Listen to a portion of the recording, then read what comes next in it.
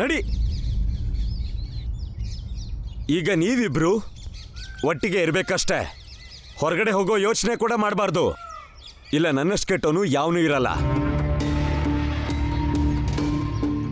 ನೋಡು ರಾಣಿ, ಸ್ವಲ್ಪ ದಿನ ಒಟ್ಟಿಗೆ ಇದ್ ನೋಡಿ, ಎಲ್ಲಾನು ಸರಿ ಹೋಗುತ್ತೆ.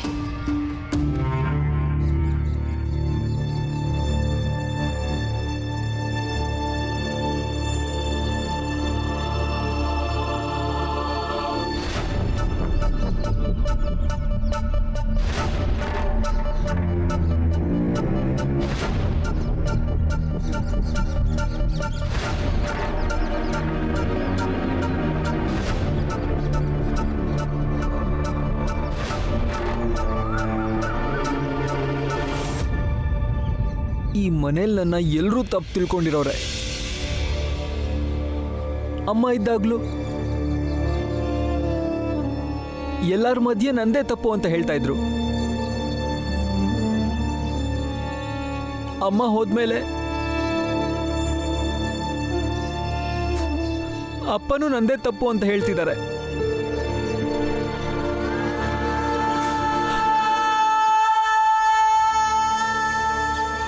ಈ ಮನೇಲಿ ಎಲ್ರಿಗೂ ನಾನೇ ಸರಿ ಇಲ್ಲ.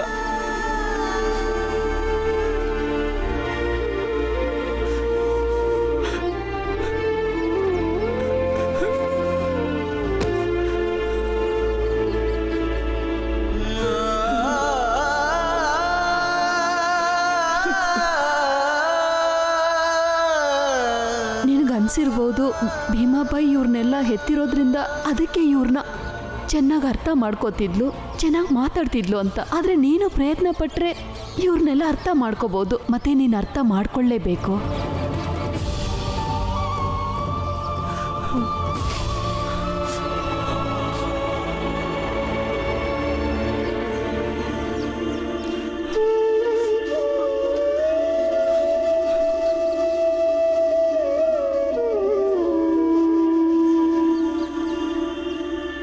ಏನ್ ಮಾಡ್ಲಿ ನಾನು?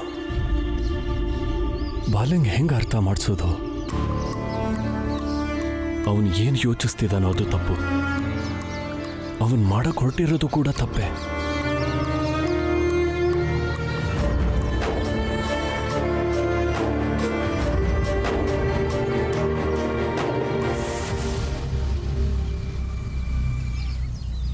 ನೀವು ಅವನ ಜೊತೆ ನಡ್ಕೊಂಡ ರೀತಿ ಸರಿ ಇಲ್ಲ. ಏನ್ ನಿನ್ ಮಾತಿನ ಅರ್ಥ? ತಂದೆ ಆದವನ ಕರ್ತವ್ಯ ಏನು ಅಂತ ಹೇಳಕ್ ಬಂದಿಲ್ಲ. ಆದರೆ ನೀವು ಬಾಲಂಗೆ ಹೊಡೆದು ಬಡ್ದು ಅರ್ಥ ಮಾಡ್ಸಕ್ಕಾಗಲ್ಲ. ಅಳ್ತಿದ್ದಾನೆ ಪಾಪ. ಪದೇ ಪದೇ ಅವನು ಸರಿ ಇಲ್ಲ ಅಂತ ನಾವೆಲ್ಲ ಹೇಳ್ತಿದ್ದೀವಿ ಅಂತ ಅಳ್ತಿದ್ದಾನೆ. ಆದರೆ ಈ ಸಲ ಅವನು ಮಾಡಿ ತಪ್ಪಲ್ಲ ಅಂತ ನನಗನ್ನಿಸ್ತಿದೆ. ನಾನು ಕೂಡ ಬಾಲನ್ ಜಾಗದಲ್ಲಿ ನಿಂತು ಯೋಚಿಸಿದ್ರೆ ನಾನು ಬಹುಶಃ ರಾಣಿನ ಅವಳ ಗಂಡನ ಕಪಿ ಮುಷ್ಟಿಯಿಂದ ಬಿಡಿಸೋದಿಕ್ಕೆ ಪ್ರಯತ್ನ ಪಡ್ತಿದ್ನೋ ಏನೋ. ಬಾಲಂಗೆ ರಾಣಿನ ಹೊಡೆಯೋದನ್ನ ತಪ್ಪಿಸ್ಬೇಕಿತ್ತು ಅಷ್ಟೇ. ಅದರಲ್ಲೂ ಒಬ್ಬರನ್ನೊಬ್ಬರು ಪ್ರೀತಿಸ್ತಿದ್ರೆ ಹೀಗೆಲ್ಲ ಯೋಚಿಸೋದು ಸಹಜ. ಇಬ್ಬರು ಒಟ್ಟಾಗಿ ಬದುಕೋದು, ಕನಸು ಕಾಣೋದು ಪ್ರಪಂಚದಲ್ಲಿ ಇದೆಲ್ಲ ಪ್ರೀತಿ ಮಾಡೋರಿಗೆ ಸಹಜ. ಈ ಕನಸನ್ನೇ ರಾಣಿ ಮತ್ತೆ ಬಾಲ ಇಬ್ಬರೂ ಕಂಡಿದ್ದು. ಈಗ ನೀವೇ ಹೇಳಿ, ಇದ್ರಲ್ಲಿ ಏನ್ ತಪ್ಪಿದೆ? ಜೇಜಾಬಾಯಿ, ಈ ರೀತಿ ಕಂಡೋರ್ ಹೆಂಡತಿ ಜೊತೆ ಓಡೋಗೋದು ತಪ್ಪು. ಬಹುಶಃ ನಿನ್ ದೃಷ್ಟಿಲಿ ನೋಡೋದಾದ್ರೆ ಅವನು ಮಾಡೋದೆಲ್ಲನೂ ಸರಿನ ಕಾಣಿಸ್ಬೋದು. ಆದ್ರೆ ಅದೇ ಸಮಾಜದ ದೃಷ್ಟಿಲಿ ಬಾಲ ಮಾಡಿ ತಪ್ಪೇ ತಾನೆ. ಬಾಲ ಏನಾದ್ರು ನಿಜವಾಗ್ಲೂ ರಾಣಿನ ಪ್ರೀತಿಸಿದ್ದಿದ್ರೆ ಅವಳ ಸಂಸಾರನ ಹಾಳು ಮಾಡಿ ಅವಳಿಗೋಸ್ಕರ ಬೇರೆ ಮನೆನ ಮಾಡ್ಕೊಳ್ಳೋ ಬದಲು ಅವ್ರ ಸಂಸಾರನ ಸರಿಪಡಿಸ್ತಿದ್ದ. ಸಂದೇಶಂಗೆ ಬುದ್ಧಿ ಹೇಳ್ತಿದ್ದ. ಗಂಡ ಹೆಂಡತಿ ಜಗಳ ಆಡಿದ ಮಾತ್ರಕ್ಕೇನೆ ಮನೇನ ಬಿಟ್ಟು ಓಡ್ ಹೋಗೋ ಹಾಗಿದ್ರೆ ಜಗತ್ನಲ್ಲಿ ಯಾವ ಸಂಸಾರನೂ ಉಳಿತಿರ್ಲಿಲ್ಲ, ಕುಟುಂಬನೂ ಇರ್ತಿರ್ಲಿಲ್ಲ. ಸಮಾಜ ಯಾವಾಗ್ಲೂ ತಪ್ಪಾಗಿ ಯೋಚಿಸಲ್ಲ. ಕೆಲವೊಂದ್ಸಲ ಸಮಾಜ ಕೂಡ ಸರಿ ಇರುತ್ತೆ, ಮತ್ತೆ ನಾವಿದನ್ನ ಒಪ್ಕೊಳ್ಳೇಬೇಕು. ಬಾಲ ತಪ್ಪು ಮಾಡಿದಾನೆ, ಅದನ್ನ ಸರಿ ಮಾಡೋದು ನನ್ನ ಕರ್ತವ್ಯ, ನನ್ನ ಜವಾಬ್ದಾರಿ ಕೂಡ. ಅದನ್ನ ನಾನು ಮಾಡೇ ಮಾಡ್ತೀನಿ. ಆಶ್ಚರ್ಯ ಆಗ್ತಿದೆ. ನೀವು ಸಮಾಜ ಸರಿ ಇದೆ ಅಂತ ಹೇಳ್ತಿದ್ದೀರಾ. ನೀವು ಸತ್ಯ ಮತ್ತೆ ನ್ಯಾಯಕ್ಕಾಗಿ ಸಮಾಜವನ್ನೇ ಎದುರು ಹಾಕೊಳ್ಳೋ ಅಂಥವ್ರು. ಇವತ್ತೇನಾಯ್ತು? ಇದೇ ತಂದೆಯಾದೊಂದು ದೊಡ್ಡ ಕರ್ತವ್ಯ. ಸಮಾಜದ ಒಳಗಡೆ ಇದ್ಕೊಂಡು ಮಕ್ಕಳನ್ನ ಚೆನ್ನಾಗಿ ಬೆಳೆಸ್ಬೇಕು. ಮಕ್ಕಳ ಭವಿಷ್ಯಕ್ಕೆ ಒಳ್ಳೆ ಬುನಾದಿ ಹಾಕಬೇಕಾಗತ್ತೆ. ಹೆಣ್ಮಕ್ಳನ್ನ ಒಳ್ಳೆ ಮನೆ ಸೇರಿಸ್ಬೇಕು. ಅದಕ್ಕೆ ಸಾಕಷ್ಟು ಕಷ್ಟನ ನೋಡಬೇಕು, ಯೋಚಿಸ್ಬೇಕು, ಅರ್ಥ ಮಾಡ್ಕೋಬೇಕಾಗತ್ತೆ.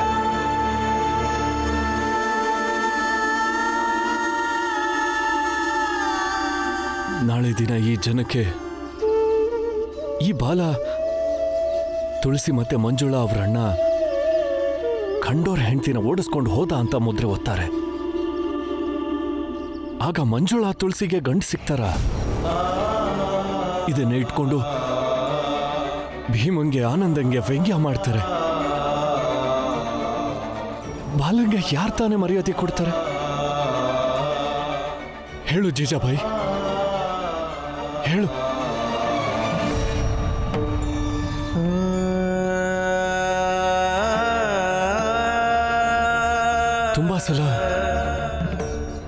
ತುಂಬಾ ಸಲ ತಂದೆ ಆದವನು ಮಕ್ಕಳಿಗೆ ಶಿಕ್ಷೆನ ಕೊಟ್ಟು ಸಮಾಜ ಕೊಡೋ ಶಿಕ್ಷೆಯಿಂದ ತಪ್ಪಿಸ್ತಾನೆ. ಮತ್ತೀ ತಂದೆ ಕೂಡ ಅದನ್ನೇ ಮಾಡಿದ್ದಾನೆ. ನಿಂಗೇನನ್ಸುತ್ತೆ ಜೀಜಾಬಾಯಿ? ಬಾಲಂಗ್ ಹೊಡೆಯೋದು ನನಗೂ ಇಷ್ಟ ಅಂತನ?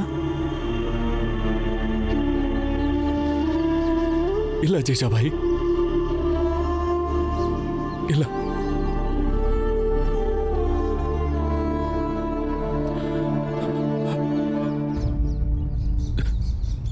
ಜೀಜಾಬಾಯಿ, ಬಾಲ ತುಂಬಾ ಅಳ್ತಿದ್ನ?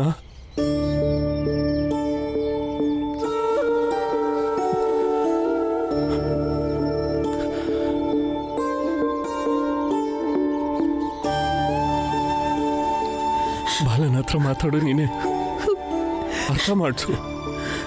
ಇಲ್ಲ ಅಂದ್ರೆ ಎಲ್ಲ ಹಾಳಾಗೋಗುತ್ತೆ, ಎಲ್ಲ ಹಾಳಾಗೋಗುತ್ತೆ.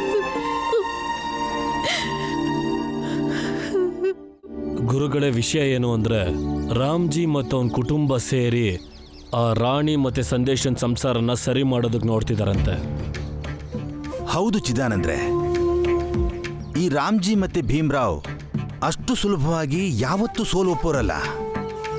ಹೇಗಾದ್ರೂ ಮಾಡಿ ಈ ಸಮಸ್ಯೆನ ಬಗೆಹರಿಸೋ ಪ್ರಯತ್ನ ಮಾಡೇ ಮಾಡ್ತಾರೆ.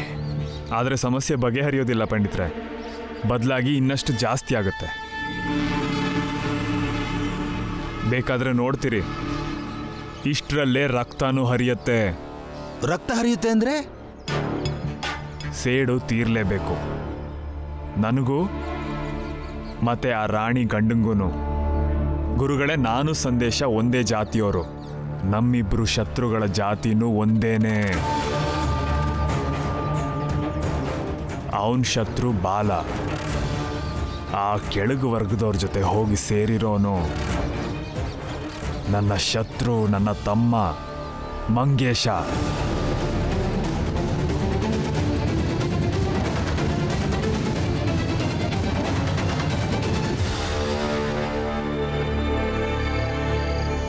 ನಾನು ವಿದ್ವೆ ಅಂತ ಗೊತ್ತಿದ್ರು ನಾನು ನಿಮ್ಮನ್ನ ಪ್ರೀತಿಸ್ದೆ, ನಿಮ್ಮ ಜೊತೆ ಓಡ್ ಬಂದೆ. ನಾವಿಬ್ರು ಪ್ರಮಾಣ ಮಾಡಿರೋದು ನಾನಿನ್ನೂ ಮರ್ತಿಲ್ಲ. ಒಟ್ಟಿಗಿರ್ತೀವಂತ ಮಾತು ಕೊಟ್ಟಿದ್ವಿ. ಆದ್ರೆ ನೀವು ಎಲ್ಲ ಗಂಡಸರ ಥರನೇ ಆದ್ರಿ. ನಾನು ನಿಮ್ಮ ಗುಲಾಮಳಾಗಿರ್ಬೇಕು ಅಂತ ನೀವು ಅವ್ರ ಹಾಗೆ ಆಸೆ ಪಟ್ರಿ. ನನಗೆ ಹಾಗಿರೋಕ್ಕಾಗಲ್ಲ. ನಾನು ನಿಮ್ಮ ಗುಲಾಮಳ ಹಾಗೆ ಇರಬೇಕು ಅಂದರೆ ನಾನು ವಿದ್ವೆ ಆಗಿನೇ ಇರ್ತಿದ್ದೆ. ನಾನು ತಪ್ಪು ಮಾಡಿದ್ರೆ ಕ್ಷಮಿಸ್ಬಿಡಿ. ಆದ್ರೆ ನನಗೆ ನಿಮ್ಮ ಜೊತೆ ಬದುಕಕ್ಕಾಗಲ್ಲ. ಮುಚ್ಚು ಬಾಯ್, ನಂಗೂ ನಿನ್ ಜೊತೆ ಬದುಕೋದಕ್ಕೆ ಇಷ್ಟ ಇಲ್ಲ. ಸುಮ್ಮನೆ ಅಲ್ಲಿ ಕೂತ್ಕೋ, ನೆಮ್ಮದಿಯಾಗಿ ಮಲ್ಗಕ್ ಬಿಡು.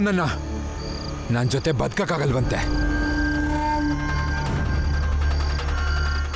ಇವಳು ಹೇಳೋ ಮಾತೆಲ್ಲ ಬಾಲನ್ ಮಾತುಗಳು. ಮೊದಲು ಆ ಬಾಲಂಗೊಂದು ಗತಿ ಕಾಣಿಸ್ಬೇಕು.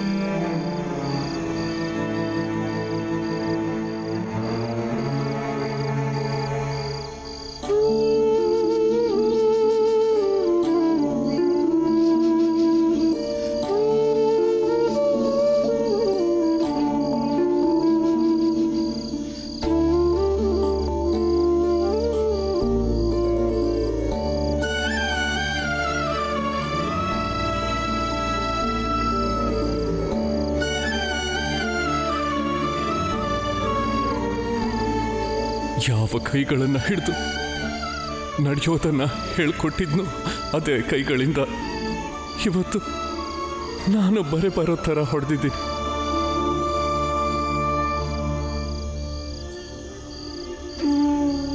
ಬಾಲ, ನಿನ್ ಮೇಲೆ ಕೋಪಿಸ್ಕೊಂಡು ಈ ರೀತಿ ಕೈ ಎತ್ತಿರೋದಕ್ಕೆ ನನಗೆ ಯಾವತ್ತಿಗೂ ನೋವಾಗ್ತಾನೆ ಇರುತ್ತೆ.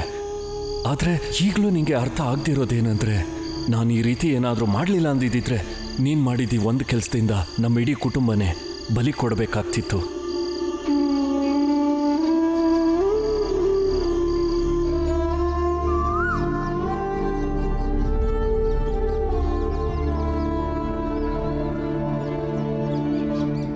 ಬಾಲ, ಚಹಾ ತಗೋ. ನಂಗೆ ಚಹಾ ಕುಡಿಯೋಕೆ ಇಷ್ಟ ಇಲ್ಲ. ಸರಿ, ಚಹಾ ಕುಡಿಬೇಡ. ಆದರೆ ಕುಡಿಯೋದ್ರ ಮೇಲೆ ಕೋಪಿಸ್ಕೊಳ್ಳೋದ್ರಿಂದ ಸಮಸ್ಯೆಗೆ ಪರಿಹಾರ ಸಿಗಲ್ಲ.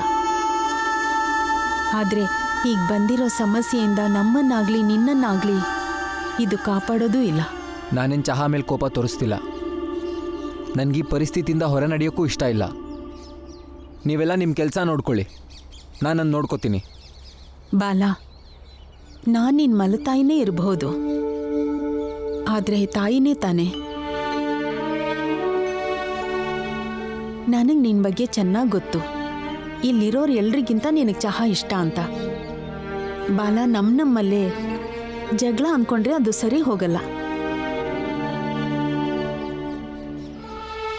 ಬಾಲನ ನೀನೇ ಅರ್ಥ ಮಾಡಿಸು ಜಿಜಾಬಾಯಿ, ಅರ್ಥ ಮಾಡಿಸು. ಇಲ್ಲ ಅಂದ್ರೆ ಎಲ್ಲ ಹಾಳಾಗೋಗುತ್ತೆ. ನೋಡು ಬಾಲ, ನೀನು ಅನ್ಕೊಂಡ ಹಾಗೆ ಇಲ್ಲೇನೂ ನಡೀತಾ ಇಲ್ಲ. ನಮ್ಮಲ್ಲಿ ಭಿನ್ನಾಭಿಪ್ರಾಯಗಳಿದ್ರೂ ನಾವೆಲ್ಲ ಒಟ್ಟಾಗಿದ್ದೀವಿ. ಮತ್ತೆ ನಾನು ನೀನು ಅಂಥದ್ದೆಲ್ಲ ಇಲ್ಲಿಲ್ಲ ಬಾಲ. ಯಾರ ಮೇಲಿಲ್ಲ ಅಂದರೂ ನಿನ್ನ ತಂದೆ ಮೇಲೆ ನಂಬಿಕೆ ಇಡು. ನಿಂಗೆ ಗೊತ್ತಾ ಬಾಲ, ನನಗೆ ತಾಯಿ ಇಲ್ಲ. ಅದು ಅಲ್ಲದೆ ನಾನು ತುಂಬ ಕಾಲ ನಮ್ಮಪ್ಪನ ಜೊತೆಗೆ ಬೆಳೆದಿದ್ದು. ಅವ್ರ ಜೊತೆಗೆ ಬೆಳೆದಿರೋದ್ರಿಂದ ನನಗೆ ಒಂದಂತೂ ಚೆನ್ನಾಗಿ ಅರ್ಥ ಆಗಿದೆ. ಮಕ್ಕಳಿಗೆ ಕೆಟ್ಟದ್ದಾಗೋದನ್ನು ಯಾವ ತಂದೆನೂ ಸಹಿಸ್ಕೊಳ್ಳಲ್ಲ. ನಂಗೆ ನೋವಾಗೋದನ್ನು ನಮ್ಮಪ್ಪ ಹೇಗೆ ಸಹಿಸ್ಕೊಳ್ಳೋದಿಲ್ವೋ ಹಾಗೆ ನಿಮ್ಮ ತಂದೆ ಕೂಡ ನಿನಗೆ ನೋವಾಗೋದನ್ನು ಸಹಿಸ್ಕೊಳ್ಳೋದಿಲ್ಲ.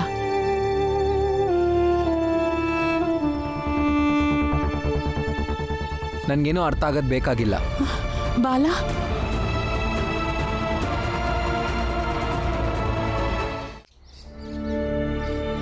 ಜೀಜಾಬಾಯಿ ಅವನು ಅರ್ಥ ಮಾಡ್ಕೋತಾನೆ. ಬಿಸಿ ರಕ್ತ. ನೀವೇನು ಚಿಂತಿಸ್ಬೇಡಿ.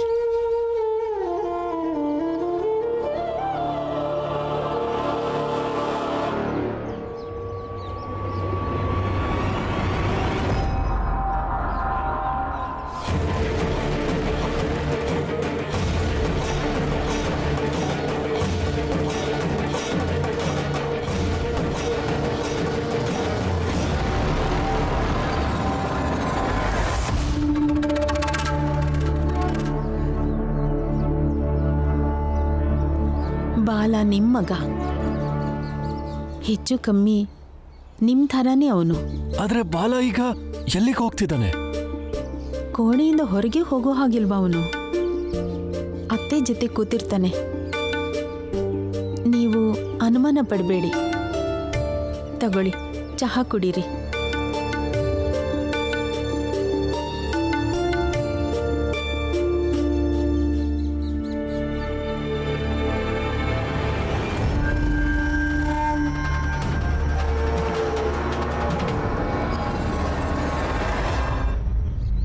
ತುಳಸಿ, ಮಂಜುಳಾ, ಚಹಾ ತಗೊಳ್ಳಿ.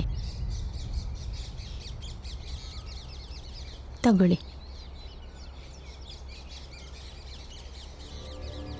ಬಾಲ ಎಲ್ಲಿ ಹೋದ? ಬಾಲನ್ನ ನೋಡ್ಲಿಲ್ವಲ್ಲ. ನಮ್ಮ ಮುಂದೆನೇ ಹೊರಗೆ ಬಂದ್ನಲ್ಲ.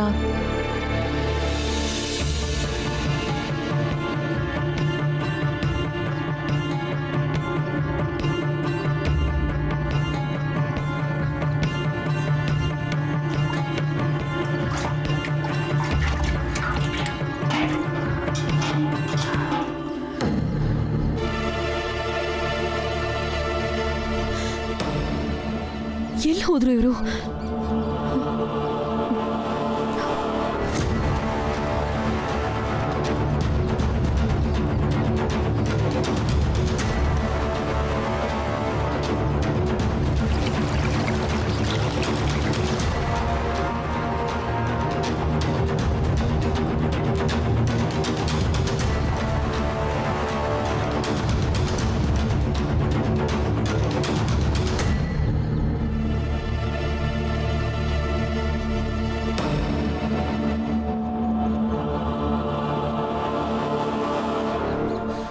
ನಾನು ಆದಷ್ಟು ಬೇಗ ಇಲ್ಲಿಂದ ರಾಣಿನ ಕರ್ಕೊಂಡು ಹೊರಟ್ಬಿಡ್ಬೇಕು.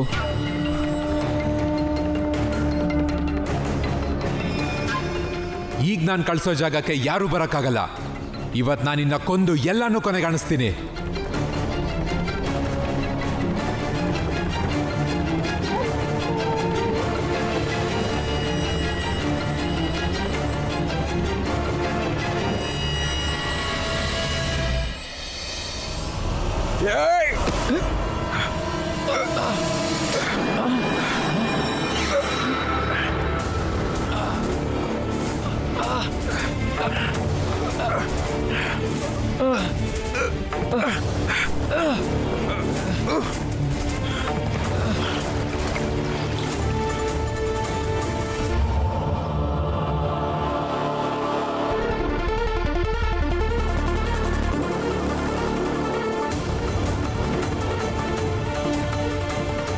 ಬಾಲ ಎಲ್ಲೋದ? ಬಾಲನ್ನ ನೋಡ್ಲೇ ಇಲ್ಲ. ಏನು?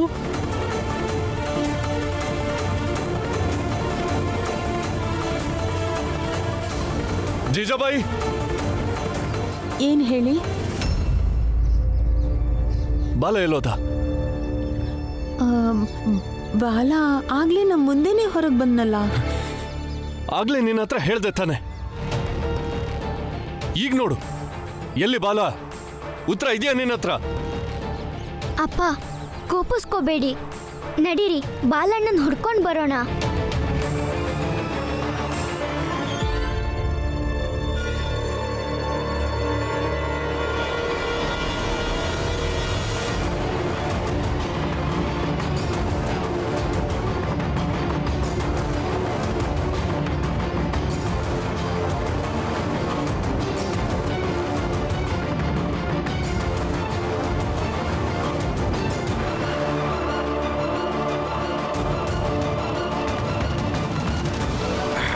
ನಾನಿವತ್ತು ನಿನ್ನ ಸುಮ್ಮನೆ ಬಿಡಲ್ಲ.